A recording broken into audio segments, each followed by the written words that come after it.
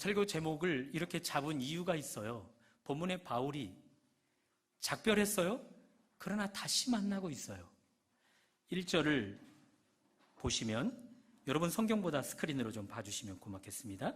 1절 상반절, 바울은 제자들을 불러 작별하고 떠나 마게도냐로 가니라. 작별했어요. 작별하고 마게도냐로 갔어요. 2절을 계속해서 볼까요? 그 지방으로 다녀가며 여러 말로 제자들에게 권하고 헬라에 이르니. 작별한 뒤에 마게도냐로 가서 그 지방을 돌아다니면서 제자들을 만나고 있어요. 이 제자들 누굴까요? 지도를 잠깐 봐주시면, 여러분 오른편이 아닌 왼편을 보시면 저 왼쪽에 마게도니아라고 보이시죠? 그 마게도니아 쪽 빌립보 기억나셔요? 우리가 공부해왔던 빌립보, 또 데살로니가, 베레아, 지금 이름이 연달아 지명이 바뀌어가며 등장하고 있잖아요. 바울이 이미 지나쳐 왔던, 복음을 전해서 교회로 세웠던 그곳들을 돌아다니면서 그곳 교회 제자들을 말씀으로 권하고 있는 거예요. 결론으로 다시 말씀드려보면, 바울 에베소 사람들과 작별했어요. 그리고 마게도냐로 가서 그곳 제자들과 다시 만나고 있어요. 작별했던 사람을 재차 만나고 있어요. 그래서 오늘 설교 제목을 작별 그러나 다시 만남, 그렇게 잡은 겁니다. 이 바울의 이야기를 우리는 예수님과 우리 이야기로 적용해 보려 해요. 요한일서를 기록한 사도 요한이 예수님을 믿는 여러분과 저는 2000년 전 그때 살지 않았지만 당시 예수님을 직접 눈으로 보았답니다. 직접 손으로 만진 바 되었답니다. 직접 예수님의 음성을 귀로 들었다 이야기합니다.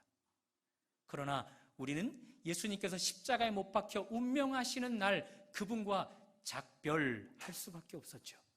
자, 그렇다면 이 예수님과 작별한 우리들 다시는 그분과 만날 수 없을까요? 아니지요. 우리 주님이 여러분과 저를 하나님의 나라로 이끌어가기 위해서 마지막 날, 심판 날을 준비하고 계십니다. 그날 여러분과 저는 먼저 번 몸과 몸으로 대하였던 그분과 작별했었던 우리는 마지막 날에 우리 주님과 다시 만나게 되는 거죠. 그날 마지막 날 주님과 다시 만남이 없는 사람은 교회를 아무리 오래 다녔어도, 직분이 아무리 높다 할지라도 다 헛될 수밖에 없어요. 지옥에 떨어지는 것이니까요.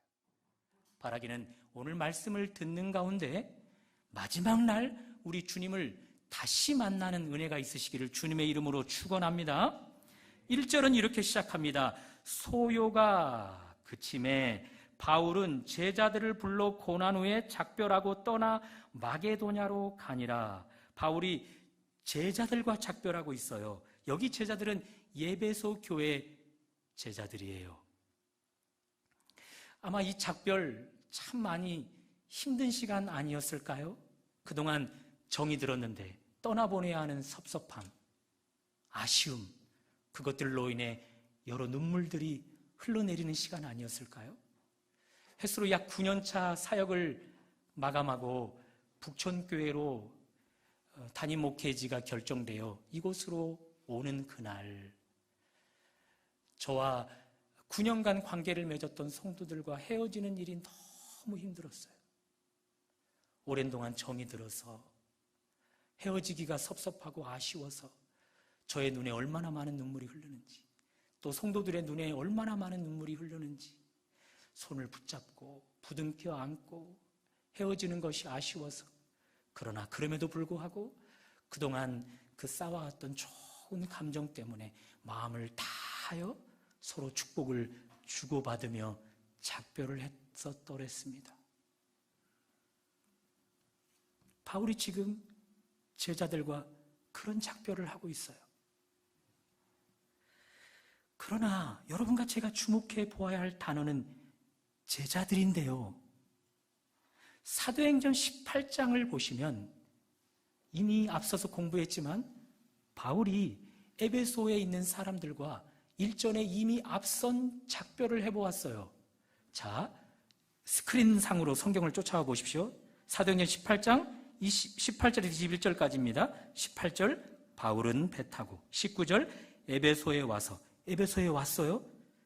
20절 여러 사람이 더 오래 머물기를 청하되 허락하지 아니하고, 21절 작별하여.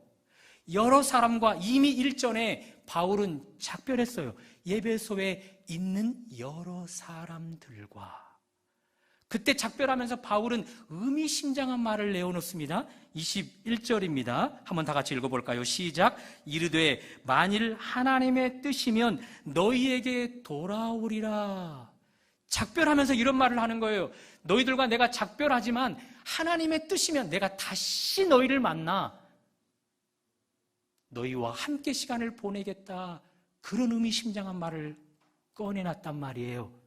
그리고 정말 바울이 하나님의 뜻이었는지 에베소 교회에 다시 와서 오늘 20장에서 에베소 사람들과 또 한 번 작별하고 있는데, 작별하는 사람들의 칭하는 표현이 달라져요. 18절에서는 누구였어요? 여러 사람들. 20장에서는요, 제자들. 지금 저의 논리를 따라오고 계세요? 앞서서 작별할 때는 그들은 여러 사람이었어요. 제자들이 아니었어요. 그런데 그들이 3년 동안 바울과 만나 바울과 함께 교회를 세워가는 과정 속에 그들은 제자들로 변해버렸단 말이에요. 그 제자들과 헤어지면서 바울이 눈물을 흘리고 있는 거죠. 그리고 성도들도 눈물을 흘리고 있는 거죠. 제자라는 단어를 여러분 유념해서 들어주세요. 예수님이 당신이 직접 뽑은 제자들, 그들과 헤어지면서 이런 의미심장한 말씀을 내어놓습니다. 요한복음 14장 1절 스크린으로 보시면 너희는 마음에 근심하지 말라. 작별할 것 때문에 마음에 근심하기 시작하는 거예요, 제자들이. 그래서 주님이 근심하지 말래요? 계속해서 이야기합니다. 2절 내가 너희를 위해 거처를 예비하러 가노니, 작별을 하고 있는 거죠. 헤어지고 있는 거예요. 3절 가서 너희를 위하여 거처를 예비하면 내가 다시 와서 너희를 내게로 영접하여 나 있는 곳에 너희도 있게 하리라. 작별했지만, 주님과 몸과 몸을 대하다가 작별했지만, 훗날 우리 주님이 재림주로 다시 오셔서 그들과 다시 만나겠대요. 어디서요? 하나님의 나라에서요. 누구와만요? 제자들과만 말입니다. 그러므로 바울이 먼저 번에 작별했던 여러 사람들, 이들이 바울을 다시 만나 3년 동안 제자가 되지 않았더라면 이들은 바울과는 다시 만날 수 있었겠지만 우리 주님과 마지막 날에는 절대 만날 수 없는 지옥 형벌 받을 수밖에 없었던 자들이었다는 거죠. 얼마나 다행이에요. 여러 사람들이, 주님과 아무런 관계 없었던 사람들이 바울을 만나, 하나님의 뜻 가운데 바울을 만나 제자가 되어서 바울과 몸 대 몸으로는 헤어지지만 결국은 주님의 제자이기에 천국에서 주님과 재회 다시 만날 수 있게 되었으니 말입니다. 그런 의미에서 나는 교회 여러 사람들 중에 한 사람이십니까? 아니면 주님의 눈에 주님을 따르는 제자이십니까? 여러분은 세상 사람들의 눈에 그저 많은 사람 중에 한 사람이십니까? 아니면 그들의 눈에도 저 사람은 예수님 있는 예수님의 제자야, 그렇게 칭함받는 사람입니까? 그냥 사람, 제자, 천지 차이입니다. 그냥 사람은 다시 오실 주님을 만날 수가 없습니다. 제자는 작별했지만 다시 그 주님을 만날 수 있게 됩니다. 이 여러 사람이 제자가 되었던 비결은 무엇일까요? 그것이 1절이 힌트를 주고 있어요. 소요가 그치매입니다. 소요가 그치매. 소요, 사전적 의미로 이걸 영어로 봤더니 소동, 소란이에요. 이것을 조금 더 큰 개념으로 보면 교회 가운데 이루어지는 모든 크고 작은 문제인 거죠. 교인 개개인에게도 적용해 볼 수 있어요. 개개인에게도 소요가 있어요.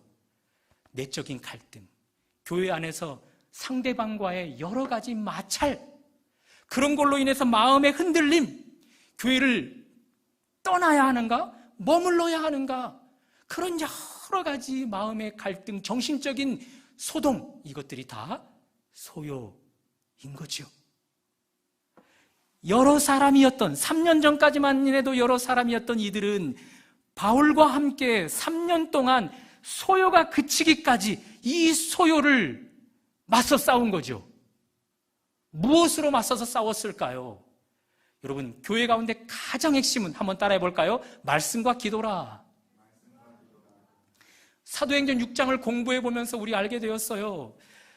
교회 가운데 부흥이 이루어졌는데 여러 가지로 가난한 사람들이 교회 가운데 많아지는 거예요. 그 가난한 사람들을 구제로 도와야겠는데 히브리 사람들 중에 가난한 사람이 있고 헬라 사람들 중에 가난한 사람들이 있는 거예요. 안타깝게도 돈을 집행하는 자들이 히브리 사람들에게는 딱 맞춰서 제때제때에 합당하게 구제, 재정을 허락해 주는데 헬라파 사람들에게는 웬일인지 날짜를 연기하거나 주지 않거나 해버리는 거예요. 겐당 문화가 거기서 작용한 거예요. 북촌 교회에서 북촌 교인들, 북촌 땅 제주 출신들에게만 잘해주고요, 육지 것들, 육지에서 온 사람들에게는요, 쟤 뭐야? 그러면서 괄시하는 거예요. 그런 일이 사도행전 6장 교회 가운데 이루어졌단 말이에요. 그때 교회의 지도자들이 이 일을 해결하기 위해서 적임자들을 세워요. 그러나 더 중요한 해결 방법을 제시해요. 그것이 무엇이냐면 말씀과 기도에 전무하다, 그것입니다. 3년 전까지만 해도 그냥 여러 사람으로 칭해졌었어요. 제자가 아니었단 말이에요.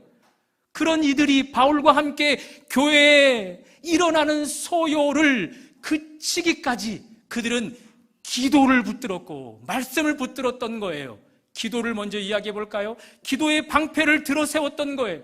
외부로부터 교회에 공격이 올 때, 그런 일들로 교회가 소요 상태에 빠졌을 때 기도의 방패를 들어서 더 이상 우리를 공격하지 못하도록, 우리 교인들을 흔들리지 못하도록 기도의 방패를 하나님 앞에 들었다라는 거죠. 뿐만 아니라 말씀은 날이 선 검으로 표현이 되지 않습니까?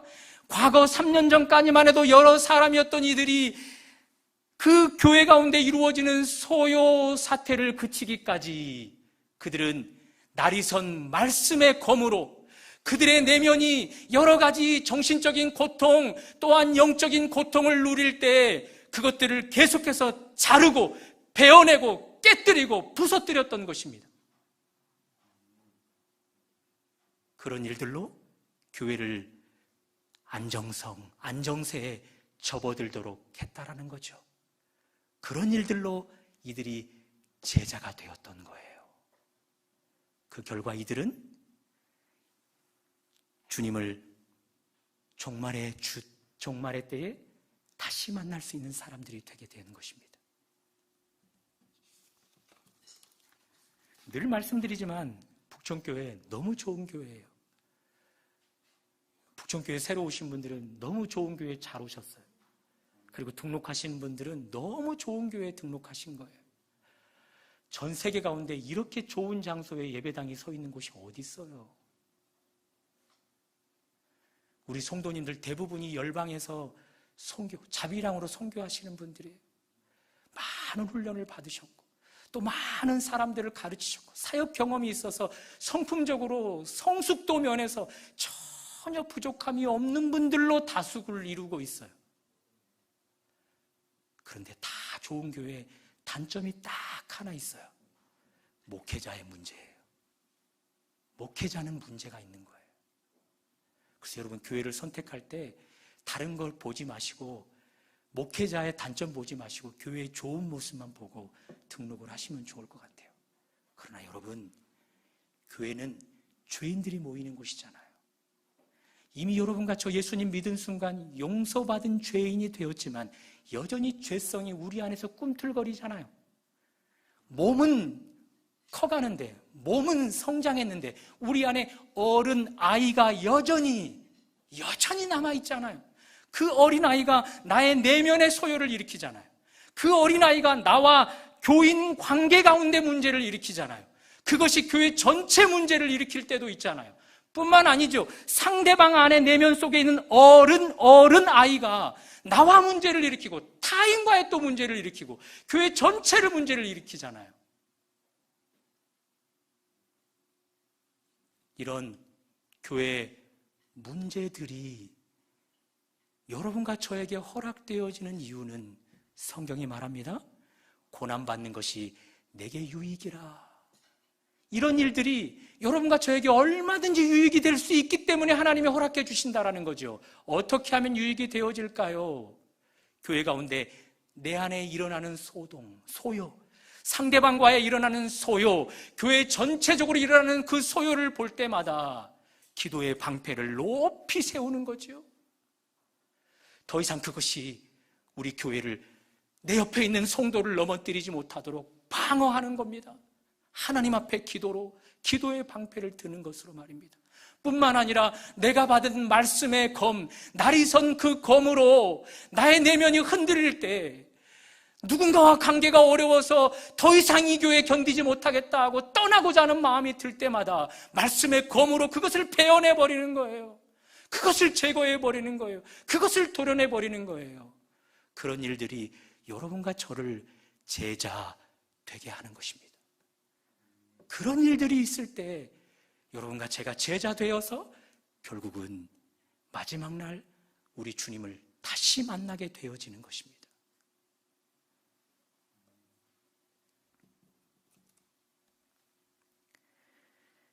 바울과 제자들 소요가 그치기까지 기다렸다가 소요가 그치자 바울이 작별을 고해요.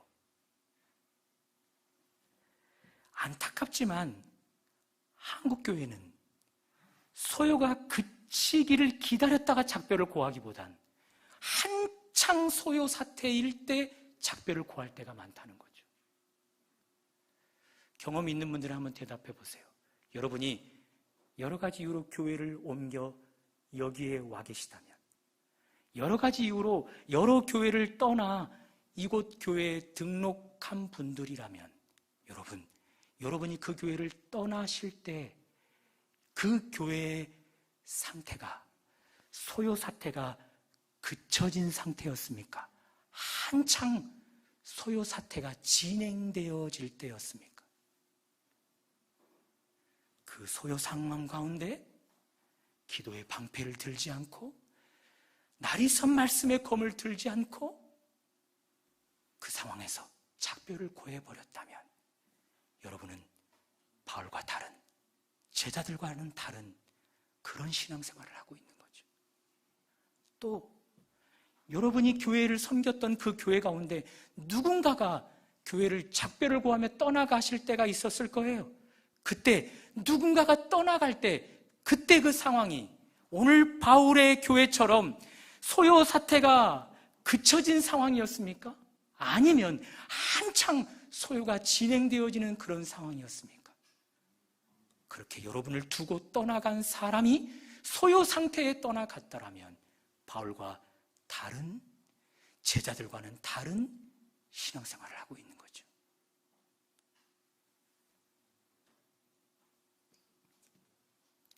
굉장히 어렵고 조심스러운 말씀을 드리고 있습니다. 바울과 다르다면, 제자들과 다르다면 우리 주님, 여러분과 저 다시 만날 수 없는 거예요. 그곳은 제자들만 제외를 할 수 있는 곳이기 때문에 그래요. 한국교회를 풍자한 내용이에요. 우리 친구들 잠깐만 귀를 기울여줘. 어머니와 아들의 이야기. 아들, 교회 가야지.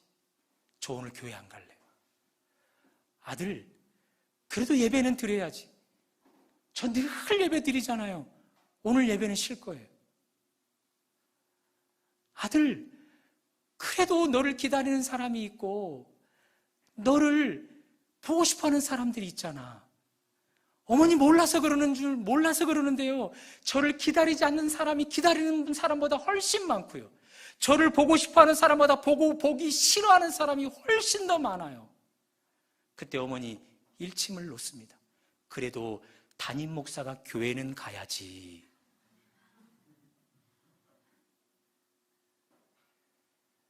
담임 목회자도 어떻게 해서든지 가기 싫어하는 교회가 되어버릴 만큼 한국 교회에 문제없는 교회가 없어요. 너무너무나 문제가 많이 쌓여 있어요. 그러다 보니 교회의 안녕은 뒷전이에요. 그렇지 않아도 세상 살아가기가 빡빡하고 어려운데 언제 내가 교회의 사정까지 보면서 교회의 사정을 신경 써야겠나, 그러면서 오직 나의 유익, 내 가정의 유익, 그것이 유익되어지면 교회에 있고, 그렇지 않으면 언제든지 떠날 준비를 하고 있는 거죠. 언제든지. 하나님의 교회 가운데 소요, 그것을 일으키신 이유는 그때 주님을 믿는 자들이 기도의 방패를 들고 날이 선 말씀의 검으로 그것들을 베고 깨뜨리고 무너뜨려서 더 제자, 주님이 인정하는 제자 되기를 원하시는 것인데, 소요가 있을 때마다 에이, 이 교회 아니면 교회 없나? 에이, 저 성도 때문에 나 교회에 다니기 싫어. 에이, 저런 문제 내가 왜 남아서 해결해야 돼? 에이, 저런 꼴 보려면 차라리 교회 안 다니겠다. 그러면서 여러 가지 핑계를 대면서 소요 사태를 피해버리는 거죠. 어쩔 수 없이 교회를 옮기는 분들도 계셔요. 이사 때문에, 이직 때문에, 또 사역의 훈련 때문에. 그런 분들 빼고 교회에 소요가 그칠 때까지 기다리는 마음보다는 그 소요를 외면해버리고 피해버리려 하는 그런 교인들이라면 앞으로 오실 우리 주님 다시 만나기는 어려운 것입니다. 그렇다면 여러분과 저 제자 되려면 어떻게 해야 할까요? 한번 따라해 볼까요? 먼저 교회에 관심을 가지라. 1절 보시면 소요가 그쳤대요. 이 소요가 그치기까지 바울과 제자로 칭하였던 이들은요, 소요가 이루어지는, 발생하는 시점부터 그 소요가 무엇인지 알았겠죠. 그리고 그 소요와 기도의 방패를 들고 말씀의 검으로 맞섰겠죠. 그래서 소요를 그치게 했겠죠. 그런데 이런 발상이 들었어요. 예배소 교회 가운데 속한 모든 사람들이 이 소요를 알았을까? 모든 사람들이 소요를 보았을까? 질문을 한번 던져볼까요? 여러분, 북촌교회 대부분이 등록 성도이신데 북촌교회 설립일이 몇 월 며칠인지 아세요? 북촌교회 새벽 예배가 어떻게 이루어지는지 아세요? 북촌교회 수요 예배 몇 분 정도가 나오셔서 예배드리고 그 예배가 어떻게 펼쳐지는지 여러분 혹시 아세요? 1년여 이상 코로나가 계속해서 유지되어지는 과정 속에 매주 나와서 여러분과 저의 안전을 위해 방역을 해주시는 분이 계시는데 그분이 누군지 아세요? 화장실을 계속해서 사용하는데 그저 쓰레기를 버리고 그저 더러워지는 대로 놔두고 있는 여러분과는 달리 그 화장실을 청결하게 하도록 하기 위해 애쓰고 있는 분들이 계시는데 그분들이 누구인지 아세요? 제가 말씀드리는 이유는 교회에 한 걸음 더 가까이 다가오지 않는 이상, 교회에 관심을 두지 않는 이상 교회에 일어나는 모든 일은 다 관심 밖에 전혀 안 보여요. 전혀 안 보이는 거예요. 어떻게 보겠어요? 들어오지 않는데. 어떻게 알겠어요? 들어오지 않는데.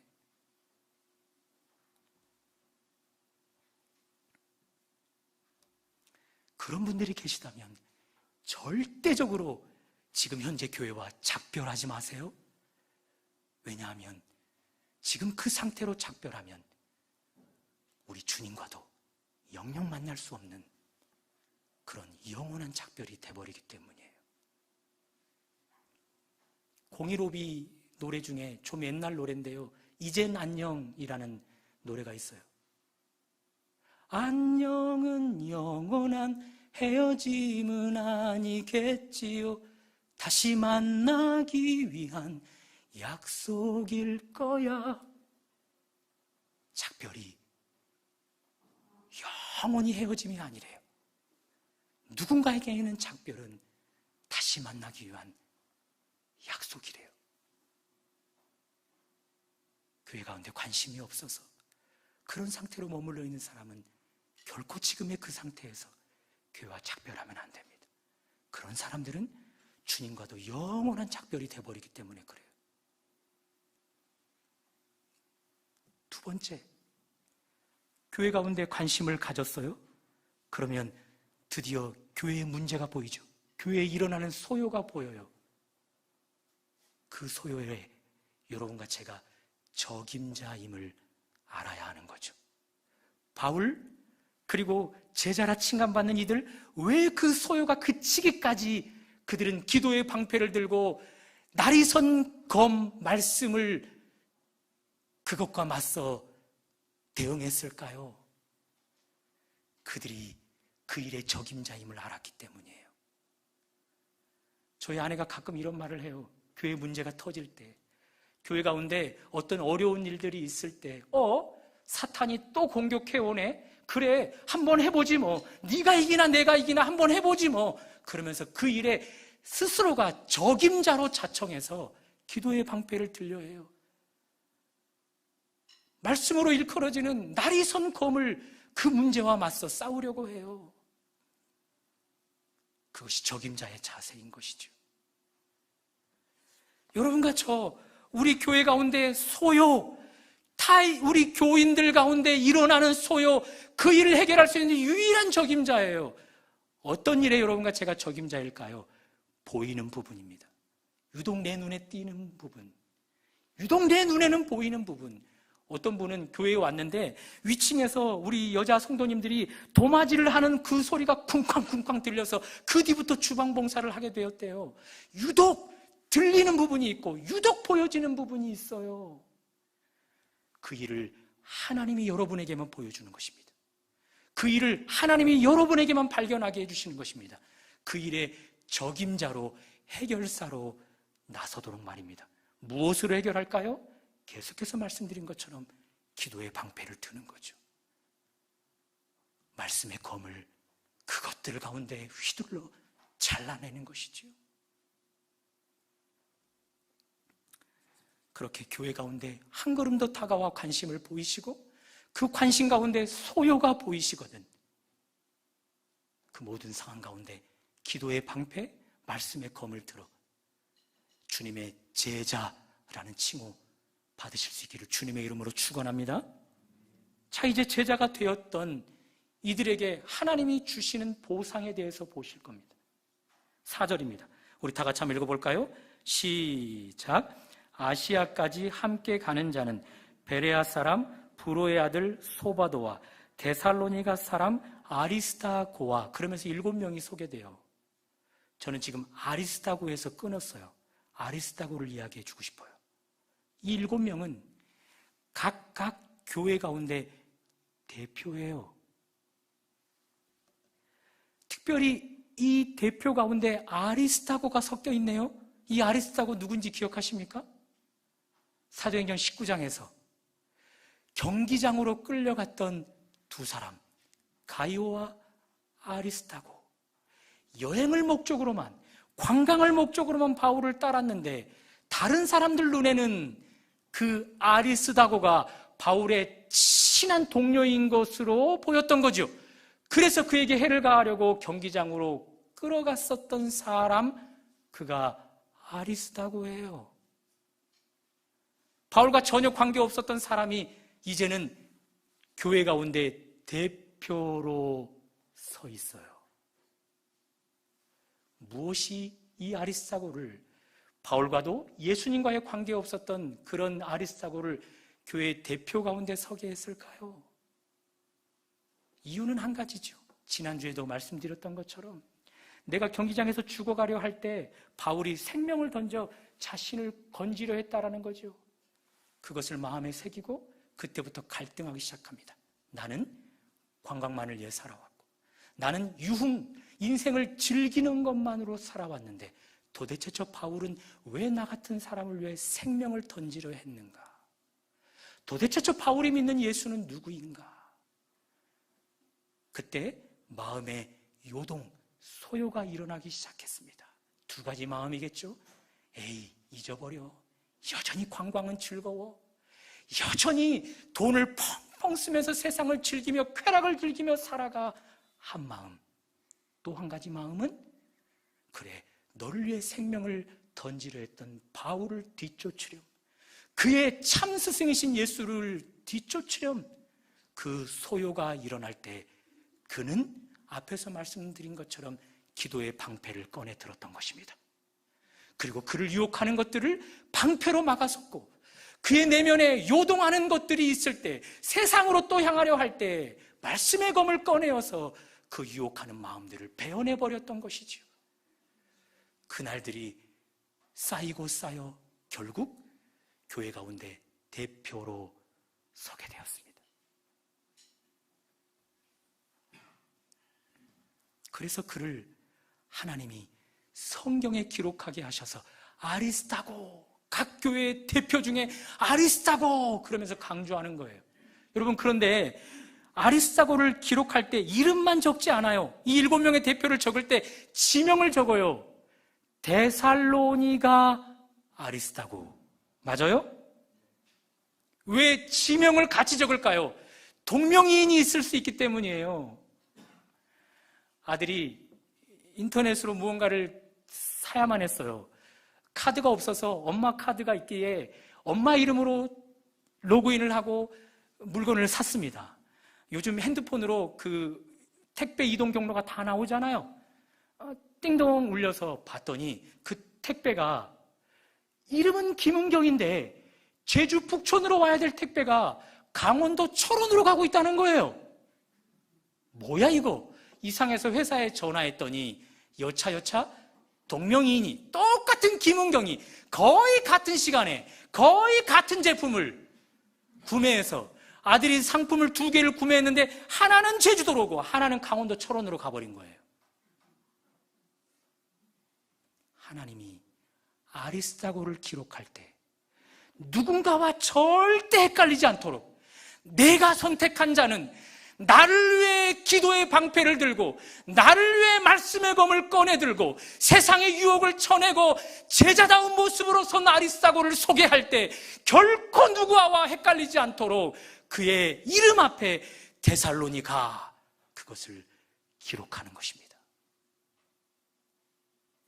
여러분과 제가 제자 되기 위해서 교회의 소요 사태를 바라보며 나의 내면의 소요 사태를 바라보면서 기도의 방패를 들고 말씀의 검을 휘두르면서 계속해서 교회의 소요를 그치기까지 노력한다면 우리 하나님, 여러분과 저 앞에 이 친구는 북촌교회의 누구누구라, 이 친구는 제주 열방대학의 누구누구라, 이 친구는 제주 가운데 살아가는 성도 누구누구라, 제자 누구누구라 해서 결코 다른 사람들과 헷갈리지 않도록 여러분을 부각시키신다, 그것입니다. 그런 은혜를 우리 주님은 제자들에게 주시는 거예요. 하나의 더 유익이 있어요. 여러분과 제가 제자가 되어지면 여러분과 저의 재정 상태를 하나님이 책임지십니다. 7 집사가 선택되었어요. 7 대표가 선택되었어요. 이들의 손에는요, 지금까지 모금한 헌금이 들려 있습니다. 이 모금한 액을 가지고 지금 큰 어려움을 경험하고 있는 예루살렘 교회로 가져가고 있는 거예요. 그러나 예루살렘 교회가 아니라 예루살렘에 있는, 앞에서 말씀드렸던 예루살렘 교회 내에 있는 제자들을 돕고자 그 재정을 들고 7 대표들이 바울과 함께 가고 있는 것입니다.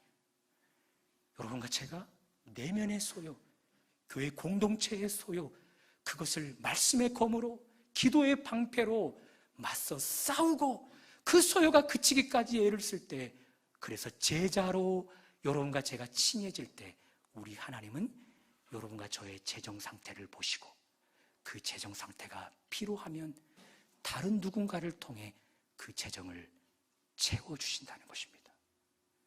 그것뿐만 아니에요. 이제는 7 대표를 이야기해 볼까요?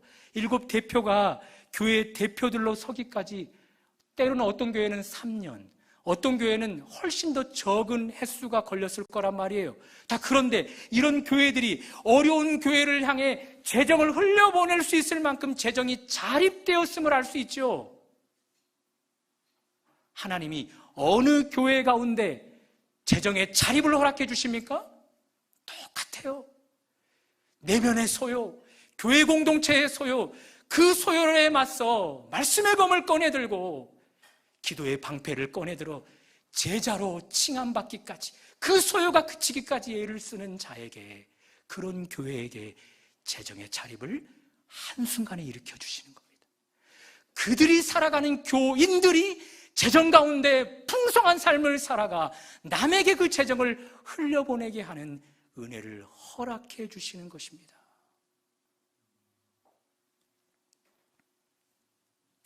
사랑하는 여러분, 오늘 설교 제목은 작별 그러나 다시 만남입니다. 앞에서 말씀드렸던 것처럼 2000년 전 여러분과 저는 몸과 몸을 대하면서 주님과 만났었어요. 우리 주님 십자가 죽으심과 함께 작별했어요. 그리고 말씀드렸습니다. 마지막 날 우리 주님이 심판주로 오셨을 때 거기서 제자들은 다시 만날 것이라고. 그러나 오늘 본문에서 보았던 것처럼 마지막 날에만 예수님을 다시 만나지 않아요. 우리가 살아가는 내내 우리 주님은 당신의 영 성령으로 우리를 계속해서 만나주시고 만나주십니다. 그 과정 속에 나의 내면의 소요, 교회의 소요, 그것을 말씀의 검을 꺼내들고 기도의 방패로 들면서 애를 써 제자로 칭함받는다면 성령으로 함께 하시는 예수님이 계속해서 우리와 만나게 되는 거죠.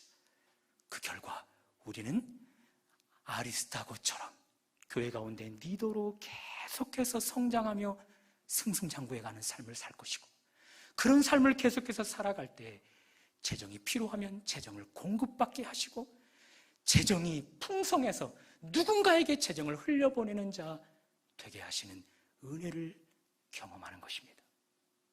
그래서 오늘 이 찬양을 여러분과 제가 함께 부를 것입니다. 찬양 가사를 띄워주시고 우리 다 같이 한번 일어나서 찬양 가사를 보시면 좋겠습니다. 이 땅에 오신 하나님의 본체, 십자가에 달리사 우리 죄사 하셨네. 그날 우리는 작별한 것입니다. 계속해서 보여주세요. 하나님이 그를 지극히 높여 모든 이름 위에 뛰어난 이름을 주셨어요. 그래서 지난주에 말씀드린 것처럼 이제 우리 주님은 하늘과 땅의 모든 권세를 가지고 계셔요. 그분은 우리에게 무엇이든지 다 해주실 수 있는 분이에요. 자, 그분이 우리와 만남을 이루어가기를 원하십니다. 계속해서 보십시오. 우리 예수 이름 앞에 절하고 모든 입이 주를 시인해 영광 중에 오실 주를 보리라. 이번 주가 될지 몰라요. 다음 주가 될지 몰라요. 아니, 오늘 찬양하는 이 순간이 될지 몰라요.